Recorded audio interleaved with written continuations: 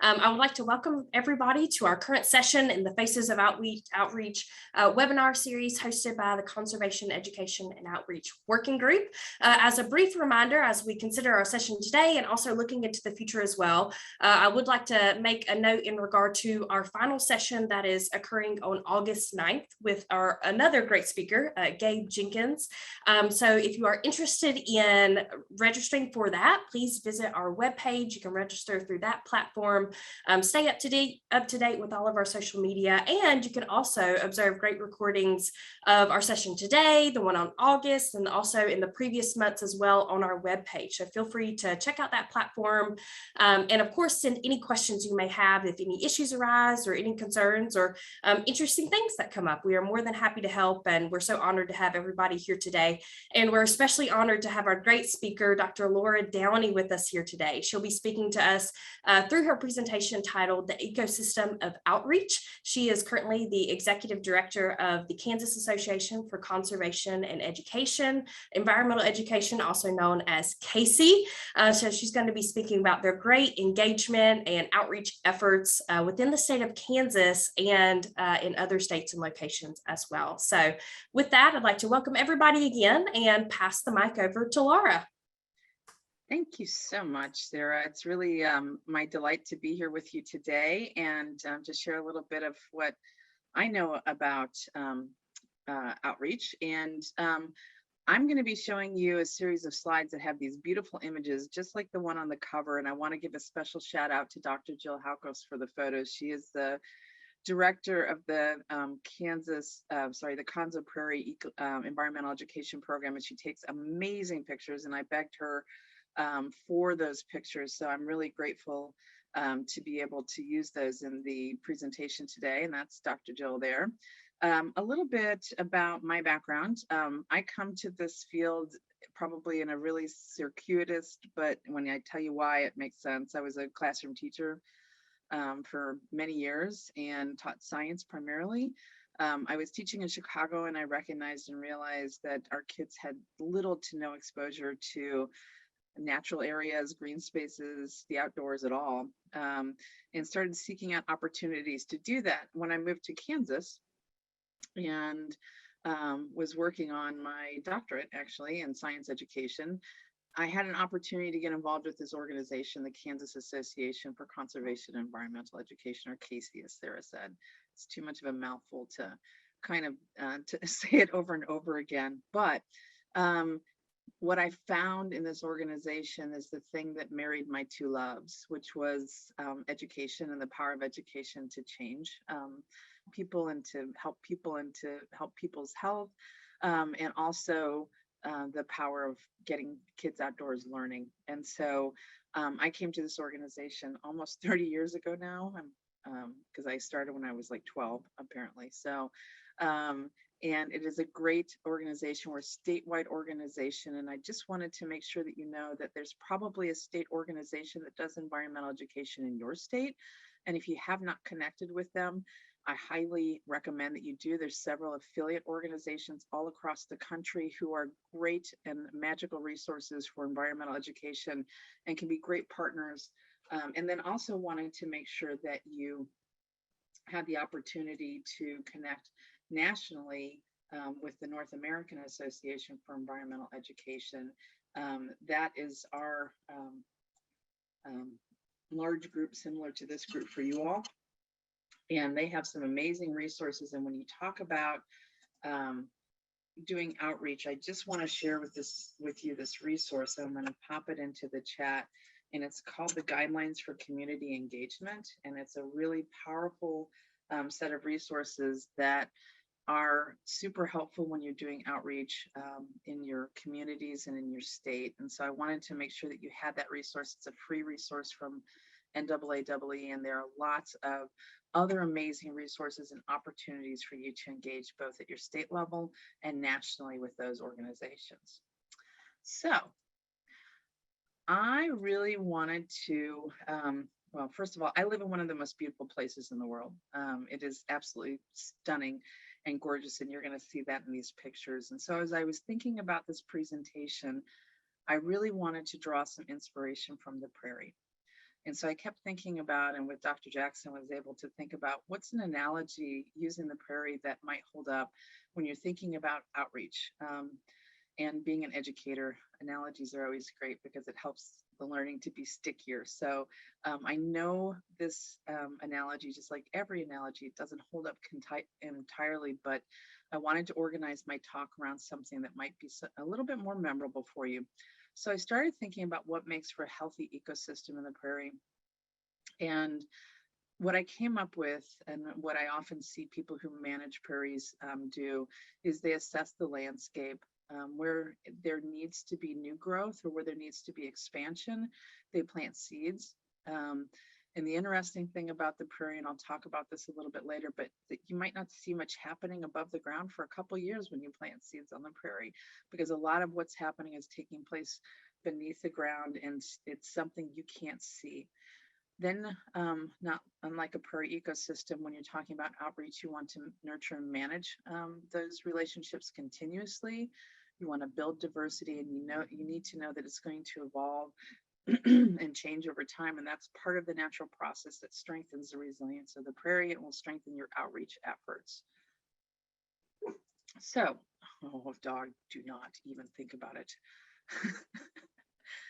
First of all, I wanted to talk a little bit about assessing the landscape. And from you all, I would really love to hear from you in a Jamboard. What is your current outreach? What's the outreach that you're currently doing? So I'm going to pop that Jamboard into the chat, and I'm going to stop sharing this screen, and I'm going to share my Jamboard screen. And for those of you who have not used Jamboard before, if you want to add your current outreach here, you just click that little note button, and then you type directly into it. So you might say, we do a fall event for families on wildlife. Hit save, and it will pop into that screen. So go ahead and hop into that Jamboard and take a couple of minutes to think about what's your current outreach.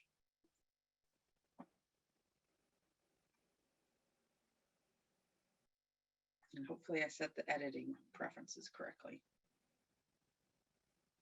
Good, thank you, Sarah.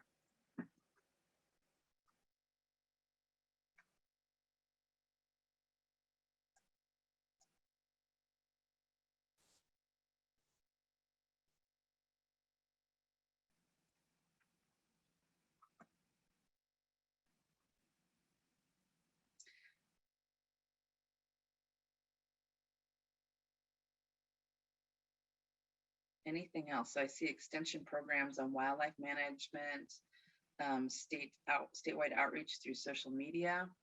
What other outreach activities are you doing with your programs?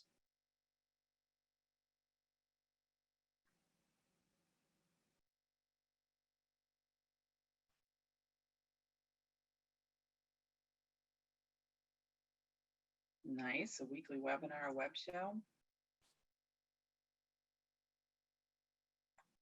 Anything else?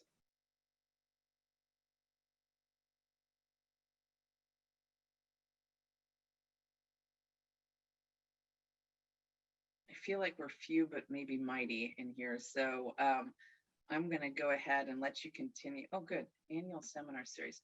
So I would love, Renee, if you could have folks, if you could, oh, woodland owner webinars. Good. Would one or two of you be interested in sharing a little bit more about your current outreach and help us understand a little bit better what you're currently doing?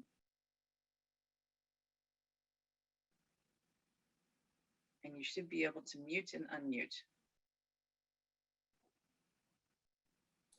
Hey, Laura, it's Matt. Hi, Matt. We here at University of Kentucky Extension, we have that weekly webinar show web series that's pretty much focused entirely to woodland owners, natural resource professionals within the state and the region. And we talk about all kinds of topics ranging from, current invasive species of concern that may have popped up recently to, hunt leasing, economics of owning woodlands, to climate change and so on. So it's a broad ranging show that we just try to get pertinent, timely information out to our county extension agents, woodland owners, and our natural resource professionals that watch, primarily not live, which is hopefully what's going to happen here today, but on YouTube later. Thanks, Matt. One other person like to share?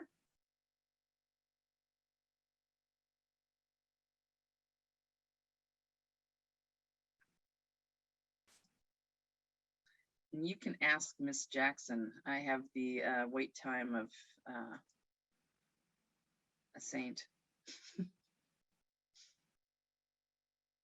Who does the statewide outreach through social media?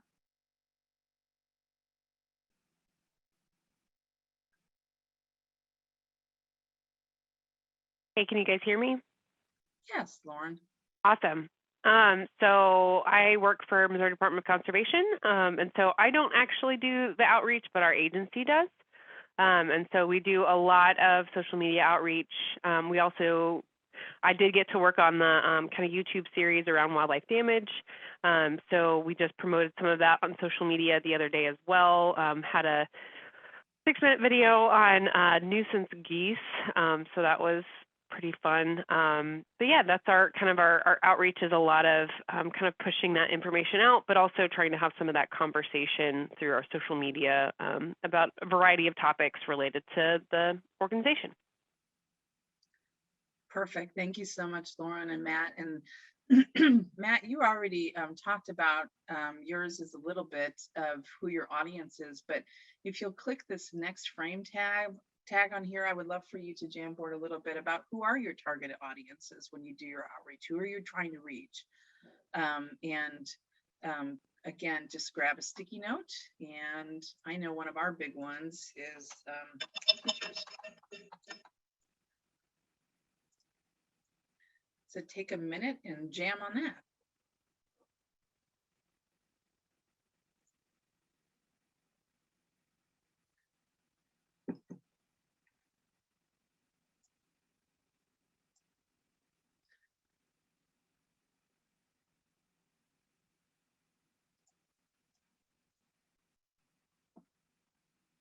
Oh, nice.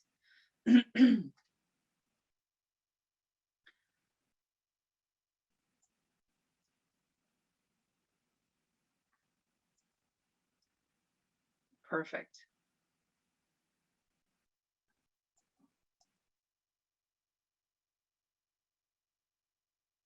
So I'm seeing some good things in here, like woodland owners, natural resource professionals, extension agents, hunters and anglers, landowners and property owners, families with kids. Okay, awesome.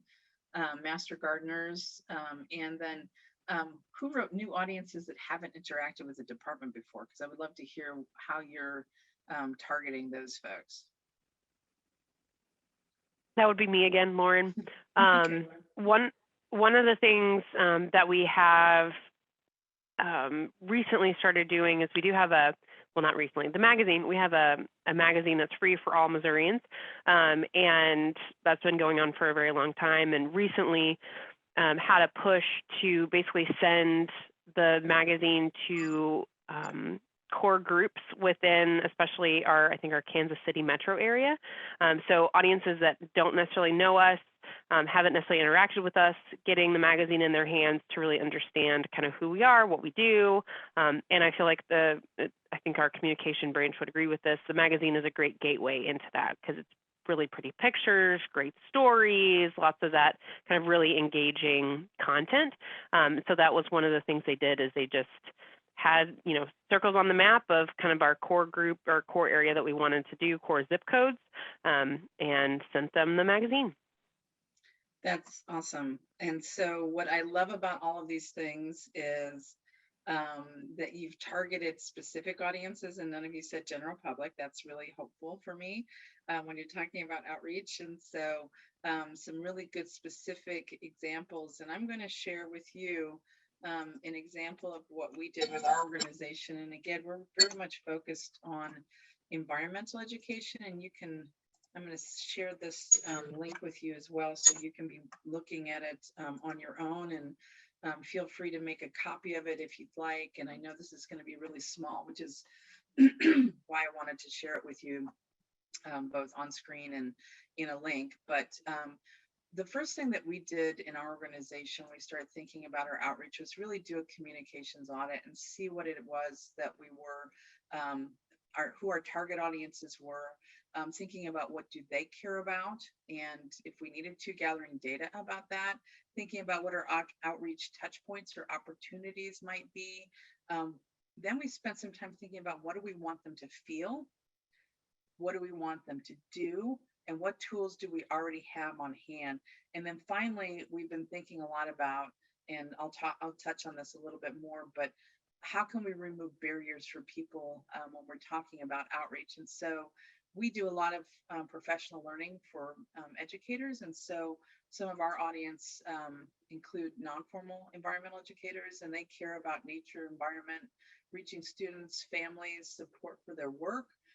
We know that we have several outreach touch points that we can use with this audience, like our conference, our awards, our member emails, our professional development offerings, and our partnerships. And we wanted them to feel like they're an important part of our delivery system, and they're professionals who are valued and make huge contributions to advancing environmental literacy in our state. We want them to join our organization, attend professional development, attend networking events, get recognized as a partner and with us, and collaborate with us.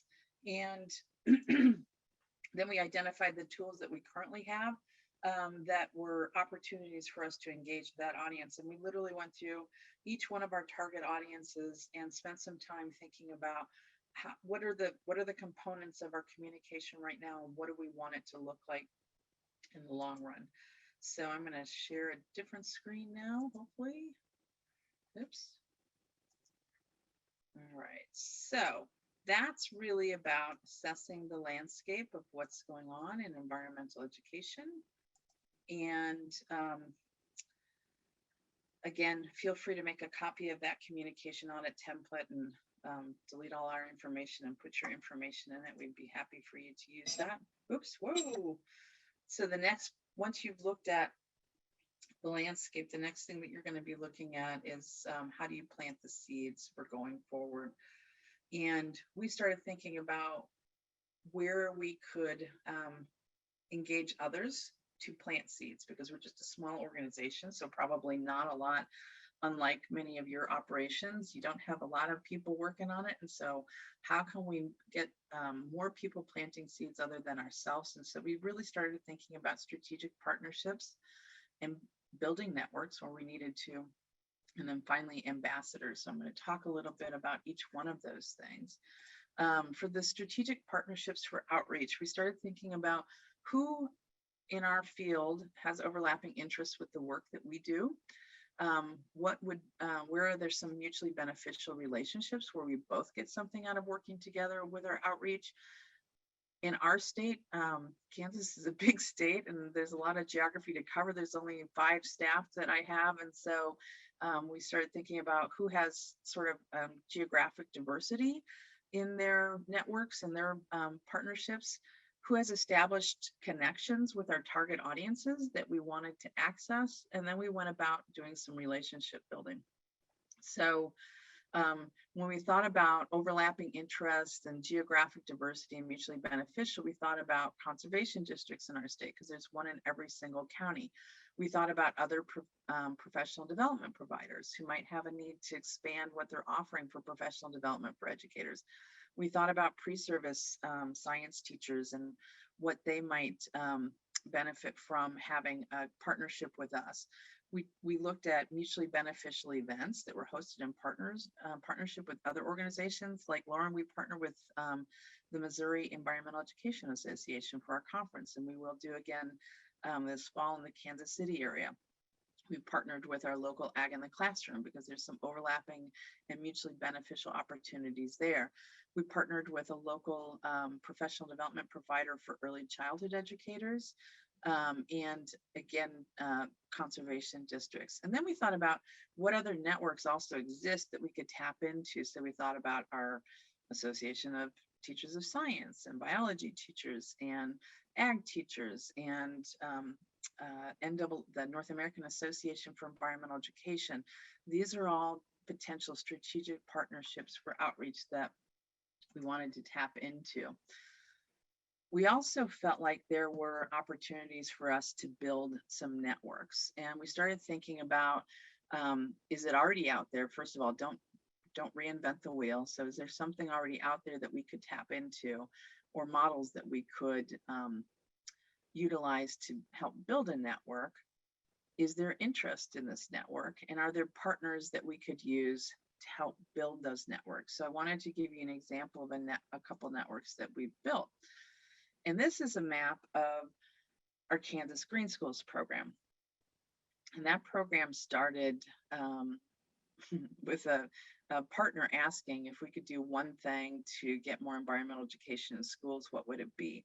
And we started this, I said it would be Green Schools. And so what I mean by Green Schools is a partnership and a program where students are investigating waste and energy and water and their school site and school health, and then making plans to make their places better, their schools better. So we got started with that, and it started very modestly and small, honestly. We got a few schools who were interested, and we felt that there was opportunities for us to grow the program and spread the word through our newsletters and our social media. We also created a distinct web presence for this program because we really wanted this network to feel like it was its own thing and not a separate, a part of something else. We started reaching out and doing professional learning about Green Schools and what the benefits were and why it matters and why it's a good learning tool for students. And we also offered some small grants. Those are oftentimes really a good entry point for people to get interested in being a part of your network. And we did that with some other organizations who are currently already offering grants for environmental education. We just convinced them to focus that more on Green Schools. And I'm really pleased to say that, and it's taken us a while, don't get me wrong, it's been over 10 years. But we have 475 schools that are part of this network in 19 school districts. And that gives us a very easy outreach opportunity with these folks because we have all of their contact information. We know they're already interested in the work that we do, and they share that information with other people in their schools. So they're getting out to our target audience of teachers. In the informal education realm, we also built a network of water festival providers. And I don't know if you've got water festivals going on in your state, but we really wanted to get a network going of these folks. And we partnered a lot with conservation districts to do this. It just seemed like a natural way to partner with them. We wrote a grant to support them with some funding for the development of training materials on how to host a water festival in your community. We did direct training with leaders on how to host a water festival in your community. And then we also provided them with some financial support. And we wound up with about 30 communities around the state who were hosting these water festivals on an annual basis. And again, this gave us a great network of people that we knew were already interested and would be great avenues and venues to share out information with teachers, which again is our end user audience that we're constantly trying to work with. So those were local people on the ground who had contacts with teachers. And so we knew that those two networks in particular could be invaluable resources for our outreach efforts and also to get our programs strengthened through these the networks and partnerships that we have. And it is not always advisable to build a network, but we did recognize that there was a need for both of these two things. We didn't come at this from, hey, we just have this idea. It was a need that we had heard voiced and recognized. And secondly, we made sure that there wasn't another network that already existed, that we were just recreating the wheel. So in those two cases, building networks can be a great strategy for, oh, sorry, I didn't switch my screen. There's the map of the Green Schools. Building networks can be a great strategy for engaging in outreach. So the next piece of it that we started thinking about were, again, there's only 5 of us and we have a big, huge state. So how do we get people who are ambassadors for our organization and the work that we do? And so in our instance, we started thinking about who's in our inner circle, what tools do we have that we can equip them with, and what support can we provide for them. So in my example, our organization is a 501c3 nonprofit organization, so we have a board. We know that those board members are deeply committed and engaged to the work that we're doing. Otherwise, they wouldn't volunteer their time to serve on the board. They do it because they care. And in terms of providing tools for our board members, we provide training on all of our programs. And we also set an expectation that's outlined in our board agreements that each board member is going to serve as an ambassador for the organization. And in fact, they each developed their own individual plan for how they're going to support outreach through the year.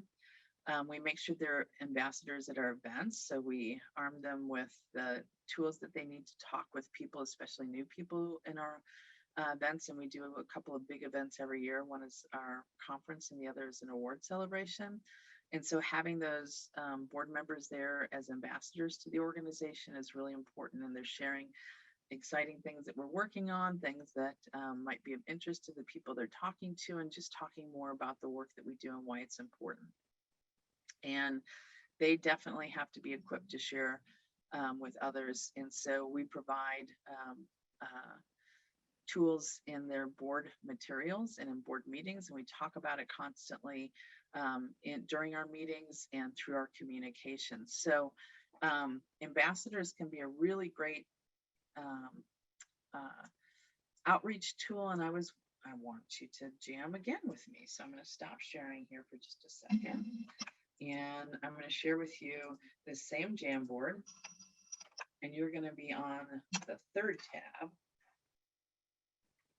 And I would love to hear you think for just a minute about who could be some of your ambassadors. Who are the potential ambassadors you might have? And I'll just put mine up there right now. So I don't know if you have board members, but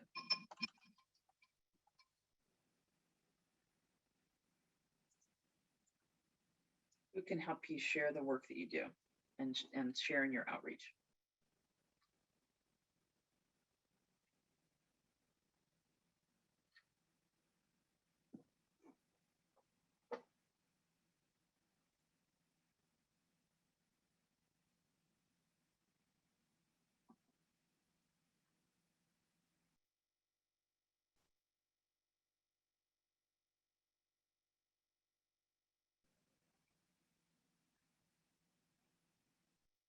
Oh, awesome. Local social media influencers. I aspire to be a social media influencer, but I feel like I'm a long way off. Who else? I know that some of you wrote down landowners. So the people in your target audience can that you already have a relationship can be great ambassadors for you, for example.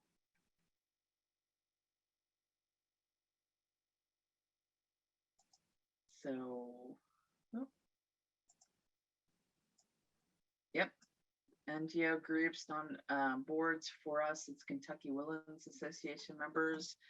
For the folks in Kentucky too, if you're dealing with people in Woodlands, I would encourage you to get in touch with your person who does Project Learning Tree in your state. Yes, I can place it in the chat again. I will do that right now. Thank you for asking.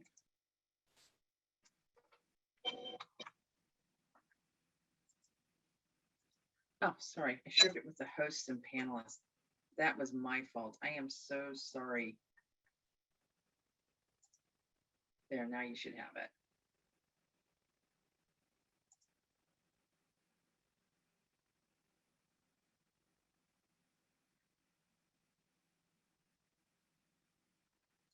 Any other potential ambassadors?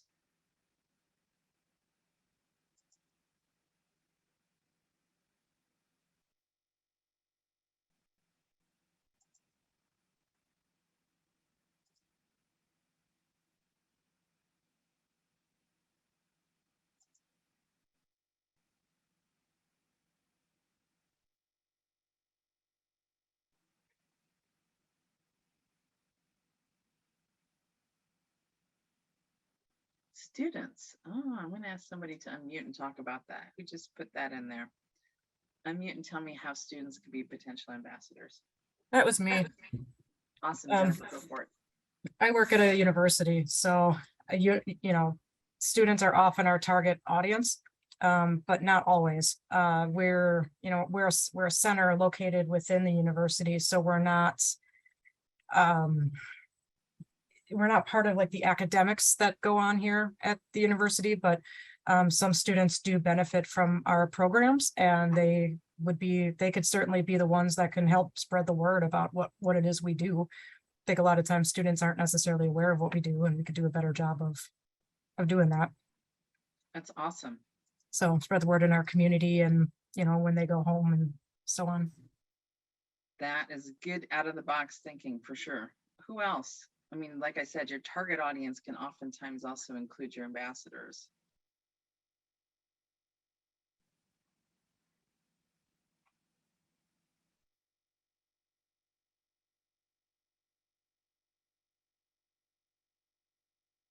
All right. Well, I will stop sharing with that and go back to sharing my screen. So be thinking about your potential ambassadors in terms of your target audience. So your landowners, your hunters and anglers who are super passionate about the work. As a matter of fact, one of my fishing friends is probably the most passionate ambassador for fishing that I know. He goes out and volunteers his time all of the time to do outreach events, but be thinking about how you can use ambassadors to expand your reach. Then you're going to want to nurture and manage that relationship continuously. Like I said, not unlike the prairie, when you plant seeds, it takes time. In a prairie ecosystem, when you plant seeds, you may not see the results for a couple of years. You may not see it, may look like nothing's happening on the surface, but it's really important to know that all of these efforts may take time to pay off. And so you want to make sure that you're doing ongoing engagement with your folks and don't let up. And so one of the ways that we've thought about doing ongoing engagement is really we have a specific social media target that we do, and we've actually started using paid ads, and I don't know when it's appropriate. I don't know if you've tried using that on social media, but it's relatively inexpensive. And we've been able to grow our page likes, which means we have more opportunities for acting on Facebook, at least, for actively engaging with folks who care about the work that we do by investing probably less than $300 total. And we continue to kind of use that as a tool. I know that you can boost posts in Facebook. There's ways to do that on Twitter and on Instagram too. I am not a TikTok user. I wish that I was, but certainly there's ways to make sure that your messages are being seen by more people by using some advertising, and I encourage you to consider it. We do direct outreach on email for our events, for our resources, and for our learning opportunities. It's regular, it's ongoing, it's monthly, and we share information with those folks. And then we do some really targeted things that are tailored to specific audiences. And so one example of that is a program that we're working on called environmental education credentials, and courses, which are like micro credentials, if you're familiar with that term. But it's like a mini certificate in a specific topic area, and it allows the person who completes it successfully to say, I have special skills or expertise in this area. And what that has allowed us to do, and it was genius to me when we were thinking about our outreach. One of the staff that I work with was saying, right now you can get on the internet and you can buy the exact pair of socks that you want. You can buy the exact size that you want, the exact material that you want, the exact style that you want, the exact color that you want, the exact pattern that you want, the exact special use that you want. And you can do that in a relatively short period of time. So when we started thinking about our outreach and how we could shift it and change it, we started thinking about how can we give people that SOC experience where they can choose exactly what they want and what they need in terms of the outreach offerings that we're putting out there. And in our case, it's professional learning. And so that e-credential and e-course program really allows people to customize what their professional learning is. And we're getting even closer to targeting much more specific audiences. So be thinking about how do you do that ongoing engagement, and how can you specialize your outreach even further so that it's very personal and very specific to the people that you're targeting and want to reach. And again, just remember, it takes time to do this. You're not going to get immediate results.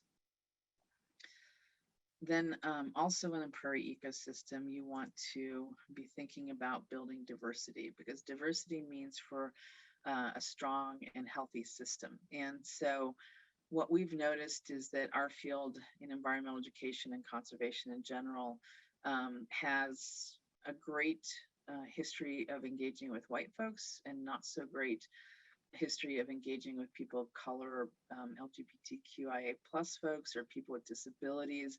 And so we've organizationally spent a good deal of time really thinking about how do we build diversity with our organization. We recognize it makes us stronger and more resilient, and in the end, it helps us to accomplish the big mission and vision that we have for our organization. And we started with board and staff training in justice, equity, diversity, inclusion. That's what JEDI stands for. You'll see JEDI. You'll see a bunch of different versions of this acronym, but essentially getting ourselves trained and making sure that we had our ducks at least beginning to be in a row in terms of understanding what the challenges were with diversity and inclusion. We started working on a justice, equity, diversity, inclusion EE course. Like I just told you, it's a very customized course. We worked with some great consultants from across the country to develop a course that looks at what does justice, equity, diversity, inclusion look like in environmental education. It is now a course that all of our board go through, but we also have a lot of folks outside of our board who are going through that course. And then internally, we also started developing a justice, equity, diversity, inclusion, and accessibility plan, organizational plan. We worked with a great consultant, and if you're ever looking for a great consultant, I would be happy to share that person's name with you. I also wanted to share our plan with you, and I'm going to pop that in the chat, and this time I'm going to do it with everybody. So it's not just going to the panelists. And we are in a drafty stage. We used an organizational framework when we started of thinking about what does progress look like in our goal areas, what does good look like, and what does great look like, and then also recognizing constantly that that is going to be an ongoing work and effort, that we're not going to just get there. As our consultant said, you all do realize that you're working against hundreds of years of history, and you're not going to change it in your 3-year plan, and that it needs to be an ongoing effort. And so we really I like that framework of what does progress look like. We want to make progress. We want it to start looking good, and then we want it to start looking great. And so just wanted to give you an idea of what we're doing organizationally to advance and build diversity within our field and within our organization, and to help us to become more resilient in the work that we're doing. And then recognize that not unlike the Prairie, there's evolution over time when you're doing outreach. And we do a lot of analytics and benchmarking against our goals. So we have a very strategic 5-year action plan for outreach engagement with our environmental education programs. And there is a ton of data collection and evaluation and benchmarking against our goals. We use tools like website and social media analytics to look at our growth, and we also collect our own internal data with program evaluations and One of the things that we're currently working on is looking at evaluation data that happens immediately following our events, but also following up with our folks 6 to 8 months later to see what has shifted and or changed for us. It is definitely a weak point of ours, but we're working on it, and making sure that you're doing that data collection and analysis over time is really important to your outreach, because it's going to help you to set yourself up for success in your outreach efforts, and really make good, smart decisions about how you're working on things. Also, not unlike the prairie, if you're familiar with the prairie or forest ecosystem, you know that fire plays an important part, and be ready to burn it to the ground if it's not working, to stimulate new growth.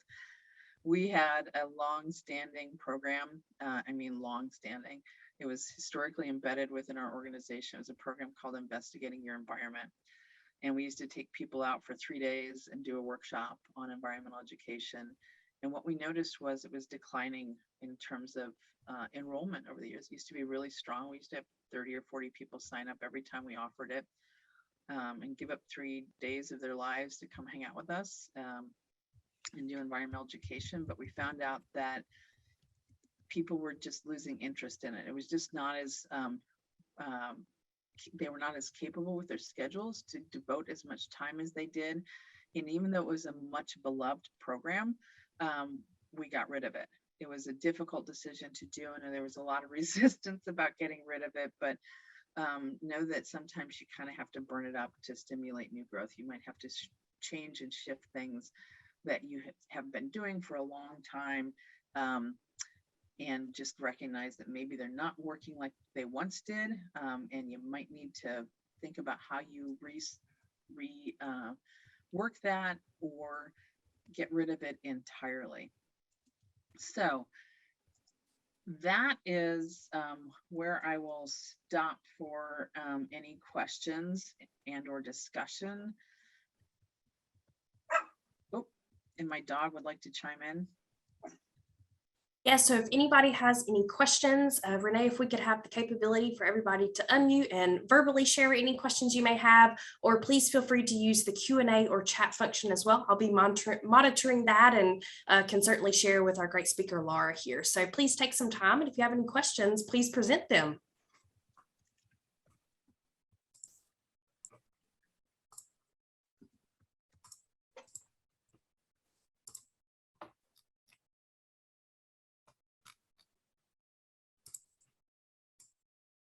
What do you do when decision makers and board members are continuously objecting to successful outreach strategies, presuming reaching out should only go out to existing members? I really need whoever asked that question to give me just a little bit more information about that. If you could unmute yourself. Okay. Thank you. Yeah. So hopefully no one on my board is listening to this. Yeah. So what do you do when they object to everything? So like when you use any type of analytics to look at what your reach is and where it is, and it's all about like, what are you going to do with our information? If you ask, like what your professional stage is, oh my God, what are you going to do with that information? Like sometimes it's just basic, like understanding your audience so you know how to focus the presentation. It's like a very basic, descriptive, qualitative type of a thing. And but trying to get through that, because it can get kind of argumentative when people put their foot down. Yeah, that's super tough. So I think that if it were me sitting in that situation, I think what I would want to do is have a really open conversation with the board about data collection and how you protect privacy, and what your policy is around that, because that's the thing that I always look for as the director, is like, where's my policy that guides what I can do and what the board is okay with me doing. And then I don't ask for permission once I get that, if that makes sense. Mhm. Once that question is clarified and I know where they are in terms of how we collect data, I don't necessarily ask for permission to collect the data anymore, because I know what our Mhm. policy is, I know how we protect the privacy, and I know that our board feels comfortable with that. What if they're too lazy to do a privacy policy, or, like create a stance on that? And they're too lazy to do the outreach in the first place. Like, if you're not going to contribute and put in the time and the effort, Right. then sure, we can consider it, but it doesn't mean all of your suggestions might get incorporated if you're not going to be part of the process. Right. As painful as it can be, remember I told you about like burning it down? I kind of burned down our board at one point, where I had a bunch of folks who had been on the board for, like, no joke, some for 20 or 30 years, amazing people who cared a lot about the organization, but were super entrenched in the way things had always been done, and really insisted on term limits that allowed me to get some new voices around the table. And that was the way that we made some shifts and some changes in the way that we were doing things. Mhm. Yeah, it's weird when they want to successfully reach new audiences, but seem to obliviously do everything that prevents that. Yeah, it's well, sometimes, traditional things in organizations can be tough to overcome, and sometimes it takes a new voice other than yours to say what needs to be heard, if that makes sense. Yeah, I was quiet for 2 years, and then we got like half of our board turned over, and I was like, yes, people to stand with me on this. And yeah, so now it's come to that, but then it's more of that, like, the more you try to get someone to understand something, the more they stick their heels in, despite claiming that we all have the same goals. So what are you objecting to? Yeah, that's when it can be good to get a consultant too, to come in and work with you. So when you can't make progress on your own, it's always good to get an outside entity involved. What else? Any other questions or discussion? Anything else that you would like to speak to or have me speak to? Yeah, I have a quick question for you, Laura. So with the introduction of more remote and also introduction, so sort of this mixed mode in regard to outreach and engagement, have there been any adaptations that y'all have had as the great organization of KC, and anything that you tried and maybe you are evolving and still implementing, or things that you tried and didn't work so well, or things that worked out really well and are consistent in your new model? That's a really great question, Sarah. Thanks. So when COVID hit, I know, like, here's everybody's favorite word. We all pivoted, right, into doing different things. And one of the things that we pivoted into doing, and we've stopped doing it, and I kind of want to go back to doing it in the school year, is offering remote field trips for students. And so we had our partner organizations like Jill at the Conza Prairie, live and remote, doing a field experience with kids because they couldn't go out anymore. And I know that the best opportunity is for them to go out and experience it. But I also feel like those can be teaser opportunities that might motivate people to want to go out and explore and visit the site. And it was really powerful from the standpoint that it allowed kids, and that we had kids who were joining these virtual field trips who weren't from our state either, which is something that I realized and I was not anticipating. But I love the idea of doing virtual field trips and getting kids engaged in that way. And then we've also, I think the thing that we've tried, and I think people are just kind of over at this point, is doing really long virtual meetings. I don't know that you can do it anymore. I think people have Zoomed themselves to death. And so we did virtual conferences for a few years, and I cannot wait to get back to an in-person. We're going to do a hybrid event so that people can participate, but we learned lots of lessons around that. And certainly opportunities for us to kind of mix the best of both worlds, but I cannot wait to get back into person. there's just something that you cannot replace without being in person, despite your best efforts. Any other questions about outreach? Anything else you want to ask me about?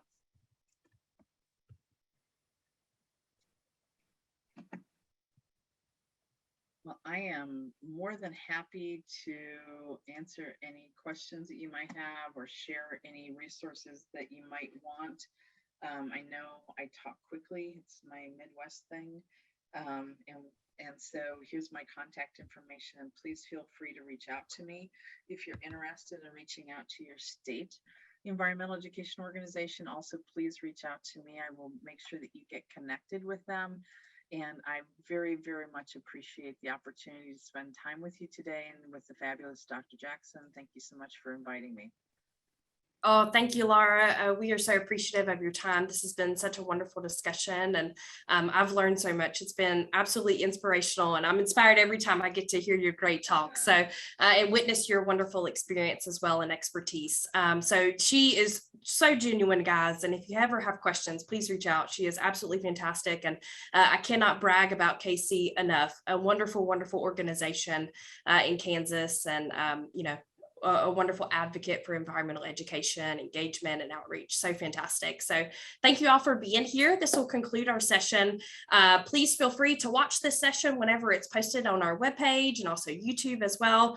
And also, again, just a final reminder, we will have our final session on August 9th. You can register via our webpage as well for the working group, and Gabe Jenkins will be speaking on that day. So thank you guys for your time. Have a wonderful week. Stay safe and be well.